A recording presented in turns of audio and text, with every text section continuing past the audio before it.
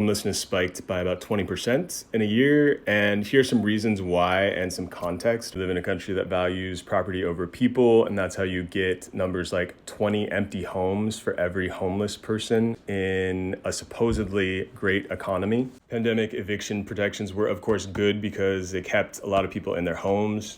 However, the way that they were set up just essentially transferred a ton of wealth to landlords who now have even more money to pull from to defeat things like rent control expansion in California. 10 years ago, you didn't have the fake grassroots campaign known as the YIMBY movement. They've spent a lot of resources convincing well-meaning liberals who actually do want to help into believing that the free market will solve the problem and that real estate developers will ever not be motivated by profit above all else. We have the rise of predatory landlord tech like the algorithms employed by RealPage. This is the company being sued by the Justice Department that was making it much easier for landlords to collude over rental prices to squeeze every last penny out of renters. Corporate media is part of the problem. Why is the corporate media talking so much about the cost of eggs when housing is consistently the most expensive cost in my life and most people's lives? A couple of reasons why I think this gets downplayed is that corporate media owners are heavily invested in real estate themselves. You also have a lot of journalists in corporate media coming from money.